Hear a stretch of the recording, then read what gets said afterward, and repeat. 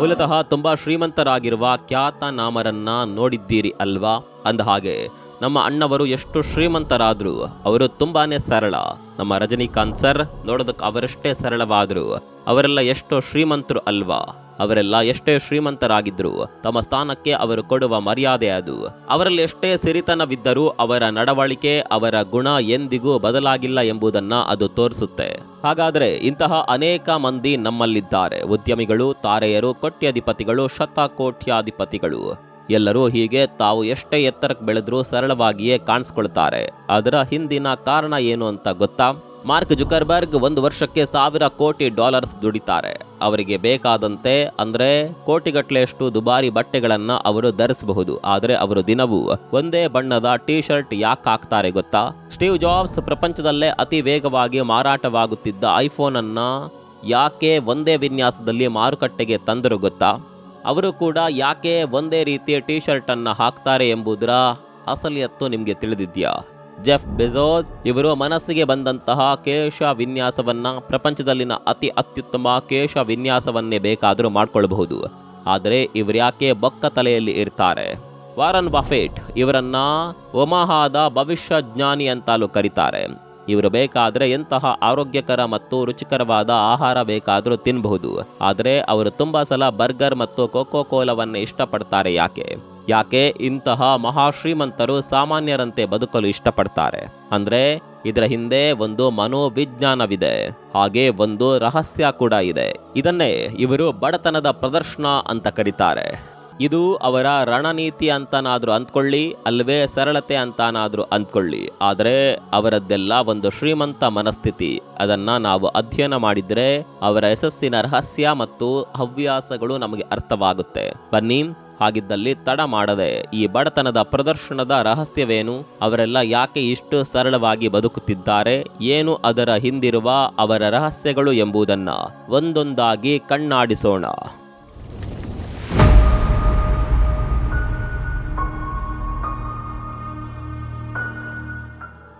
Number 1, ಬಡವರಂತೆ ಕಾಣುವುದು ವ್ಯಾಪಾರಕ್ಕೆ ಒಳ್ಳೆಯದು. ಈ ಮಹಾಶ್ರೀಮಂತರ ಮನಸ್ಥಿತಿಯನ್ನ ನಾವು ನೋಡಿದ್ರೆ ಅವರಿಗೆ ಹಣ ಹೇಗ್ ಮಾಡೋದು ಅಂತ ಚೆನ್ನಾಗಿ ಗೊತ್ತು.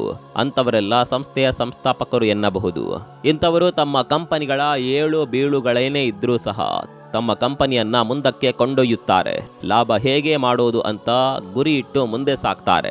ಇತ್ತೀಚಿನ ಅಧ್ಯಯನದ ಪ್ರಕಾರ ಗ್ರಾಹಕರಿಗೆ ಆಪ್ತವಾಗುವಂತೆ ಉತ್ಪನ್ನಗಳನ್ನ ಮಾರಾಟ ಮಾಡೋದ್ರಿಂದ ಕಂಪನಿಗೆ ಆಗುವ ನಷ್ಟವನ್ನ ಕಡಿಮೆ ಮಾಡಬಹುದು. ಅದು ಗ್ರಾಹಕರನ್ನ ಸೆಳೆಯುವ ಒಂದು ತಂತ್ರವಾಗಿದೆ. ಗ್ರಾಹಕರ ಆಸಕ್ತಿ ಅವರಿಗೆ ಇಲ್ಲಿ ತುಂಬಾನೇ ಮುಖ್ಯ. ಹಾಗಾಗಿ ಅವರು ಏನ್ ಬೇಕಾದರೂ ಹೊಂದಾಣಿಕೆಯಾಗುವಂತೆ ಮಾಡಿಕೊಂಡು ತಮ್ಮ ಕಂಪನಿಯನ್ನ ಸರಿದೂಗಿಸ್ತಾರೆ. ಮಾರ್ಕ್ ಜುಕರ್ಬರ್ಗ್ ಅವರನ್ನ ಉದಾಹರಣೆಯಾಗಿ ಇಲ್ಲಿ ತೆಗೆದುಕೊಂಡ್ರೆ, ಅವರ ಫೇಸ್ಬುಕ್ ಅನ್ನ ಶುರು ಮಾಡಿದ್ದು ಕಾಲೇಜು ವಿದ್ಯಾರ್ಥಿಗಳಿಗೆ ಒಂದು ಸಮುದಾಯ ವೇದಿಕೆಯನ್ನ ನಿರ್ಮಿಸಲೆಂದು. ಯಾರೇ ಆದ್ರೂ ಈ ಸಾಮಾಜಿಕ ಜಾಲತಾಣದ ಅಡಿಯಲ್ಲಿ ಖಾತೆ ತೆರೆಯಬೇಕಾದ್ರೆ ಅದರ ನೈಜತೆ ಮತ್ತು ತಮಗೆ ಅದು ಎಷ್ಟು ಹತ್ತಿರವಾಗಿದೆ ಎಂಬುದರ ಕುರಿತು ನೋಡ್ತಾರೆ ಅಲ್ವಾ?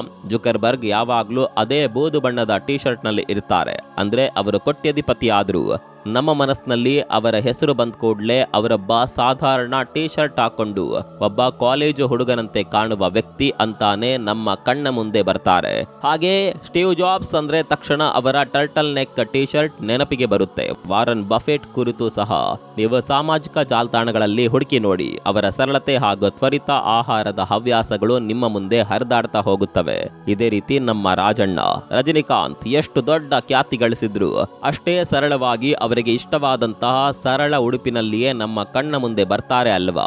ವ್ಯಾಪಾರದಲ್ಲಿ ಇಂಥದ್ದಕ್ಕೆಲ್ಲ ಆಪ್ತತೆಯನ್ನ ಗಮನದಲ್ಲಿಟ್ಕೊಂಡು ಅವರು ಒಂದು ಹಂತದವರೆಗೆ ತಮ್ಮ ಆಹಾರ, ತೊಡುವ ಬಟ್ಟೆ ಇಂಥದ್ರಲ್ಲೂ ಕೂಡ ತೆಗೆದುಕೊಂಡ ಚಿಕ್ಕ ಚಿಕ್ಕ ನಿರ್ಣಯಗಳು ತಾನಾಗಿಯೇ ಅವರ ಜೀವನದ ಮೇಲೆ, ಅಂತೆಯೇ ಅವರ ವ್ಯಾಪಾರದ ಮೇಲೆಯೂ ಪ್ರಭಾವ ಬೀರುತ್ತದೆ.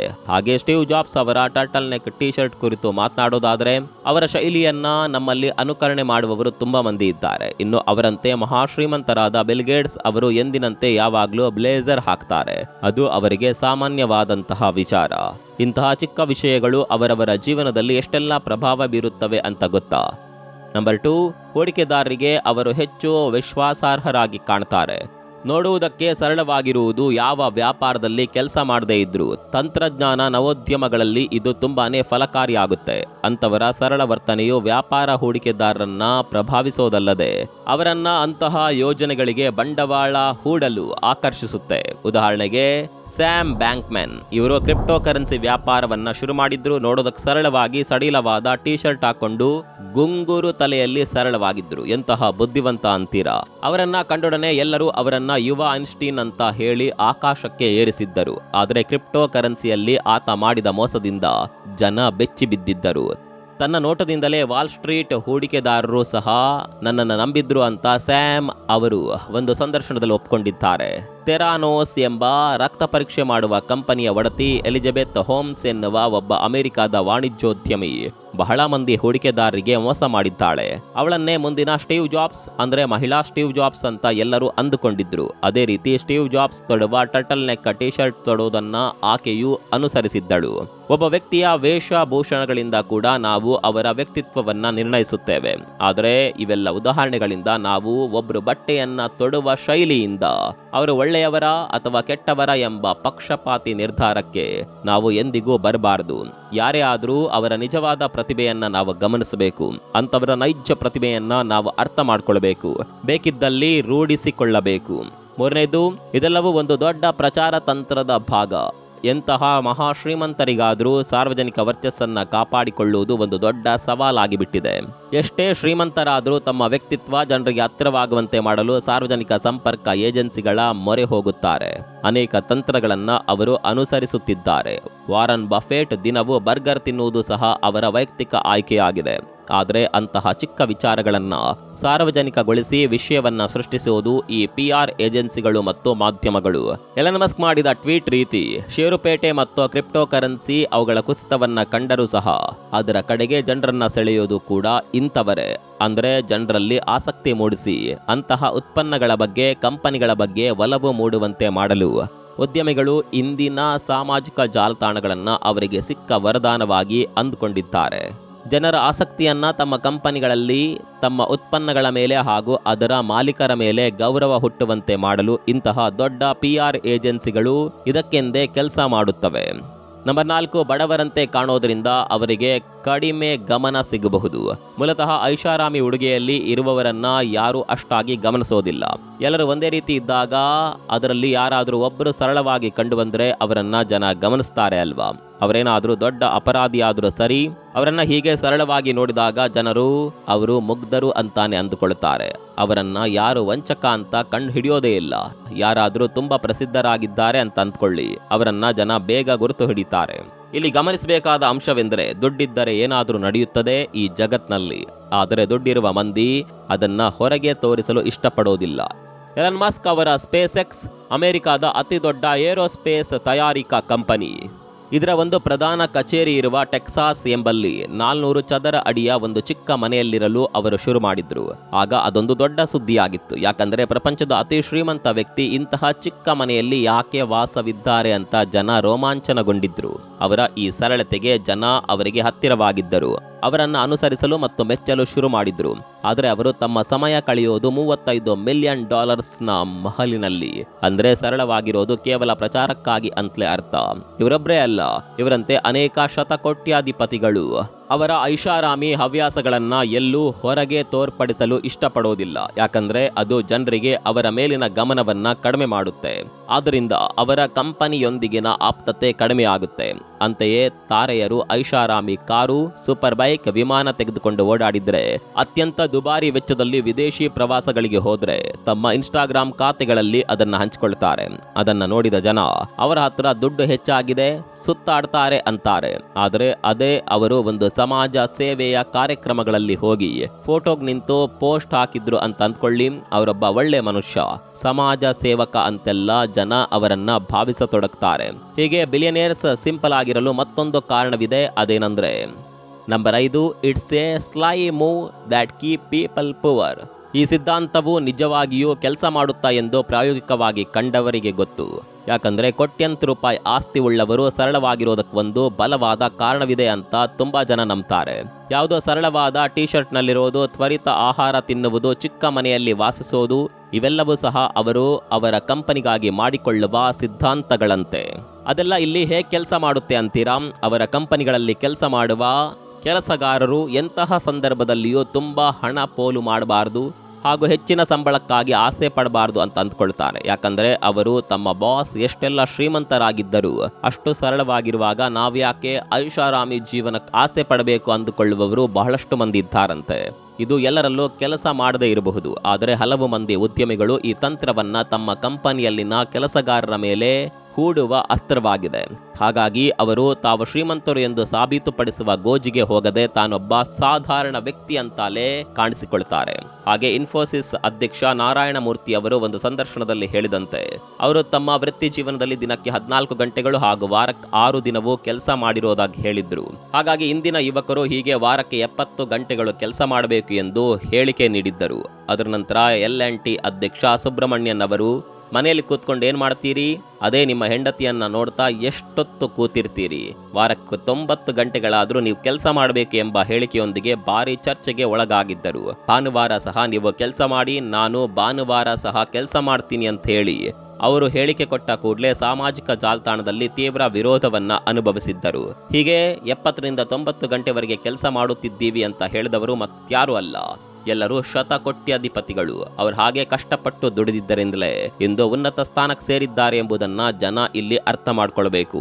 ವ್ಯಾಪಾರ ಮಾಡುವ ಬಹಳ ಮಂದಿ ನಾವು ಸಹ ಹೀಗೆ ಕೆಲಸ ಮಾಡಬೇಕು ಅಂತ ಅಂದ್ಕೊಳ್ತಾರೆ. ಹಾಗಾಗಿ ತಮ್ಮ ಕಂಪನಿಯಲ್ಲಿ ಕೆಲಸಕ್ಕಿರುವ ಕಾರ್ಮಿಕರ ಮನಸ್ಥಿತಿಯನ್ನ ಹೀಗೆ ನಿಯಂತ್ರಣದಲ್ಲಿ ಇಟ್ಕೊಳ್ತಾರೆ. ನಂಬರ್ 6, ಅವರು ಸಾಬೀತುಪಡಿಸಲು ಇನ್ನೇನು ಉಳಿದಿಲ್ಲ. ಇದಂತೂ ತುಂಬಾ ಸಾಮಾನ್ಯವಾದ ಹೇಳಿಕೆ. ಅದಕ್ಕೆ ಒಂದು ಇಂಗ್ಲಿಷ್ ಗಾದೆ ಇದೆ. ಅದೇನಂದ್ರೆ, ಹಣ ಮಾತನಾಡುತ್ತೆ, ಸಂಪತ್ತು ಪಿಸುಗುಡುತ್ತದೆ.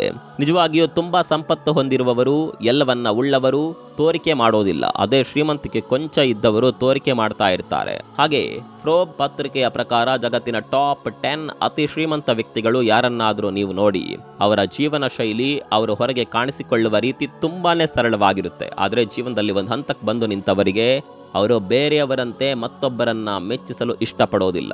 ತಂತ್ರಜ್ಞಾನ ಕ್ಷೇತ್ರದ ಮಹಾಶ್ರೀಮಂತರು ಸಾಮಾನ್ಯವಾಗಿ ಈ ಸೂತ್ರವನ್ನೇ ಅನುಸರಿಸುತ್ತಾ ಬಂದಿದ್ದಾರೆ. ನಮ್ಮ ಹತ್ರ ದುಡ್ಡಿದೆ, ಕಾರಿದೆ, ವಿಮಾನ ಇದೆ ಅಂತೆಲ್ಲ ಬಡಾಯಿ ಕೊಚ್ಚಿಕೊಳ್ಳಲು ಇಂಥವರು ಹೋಗೋದಿಲ್ಲ. ಅವರ ಆಕಾಂಕ್ಷೆಗಳು ಮತ್ತವರ ಪ್ರೇರಣೆಗಳು ಅಂಥದ್ದನ್ನ ಅವರಿಂದ ಮಾಡಿಸೋದಿಲ್ಲ.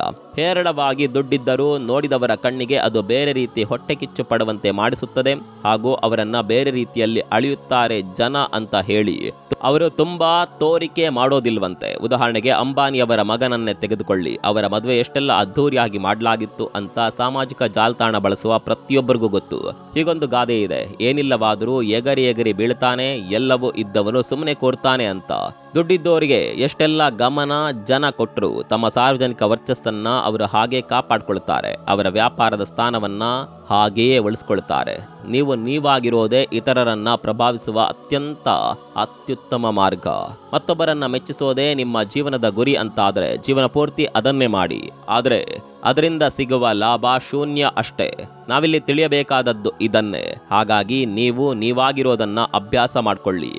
ಉದ್ಯಮಿಗಳಿಂದ, ಮಹಾಶ್ರೀಮಂತರಿಂದ ನಾವು ನಮ್ಮ ಜೀವನದಲ್ಲಿ ಅಳವಡಿಸಿಕೊಳ್ಳಬೇಕಾಗುವುದೇನೆಂದರೆ, ನಾವು ನಮ್ಮ ಕಣ್ಣುಗಳಿಗೆ ಕಾಣುವ, ಅವರು ತೊಡುವ ಬಟ್ಟೆ, ವಸ್ತುಗಳನ್ನು ಅನುಕರಣೆ ಮಾಡಬಾರದು.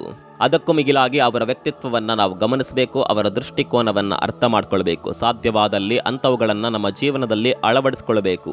ಕಣ್ಣಿಗೆ ಕಾಣೋದೇ ನಿಜವಲ್ಲ, ಮನಸ್ಸಿಗೆ ತಟ್ಟುವಂಥದ್ದು ಜಗತ್ನಲ್ಲೇ ಶ್ರೇಷ್ಠವಾದ ಸ್ಥಾನವನ್ನ ಪಡೆಯುತ್ತದೆ. ಇದನ್ನು ನೀವು ಮತ್ಯಾರನ್ನ ಮೆಚ್ಚಿಸಲೆಂದು ಮಾಡಬೇಡಿ.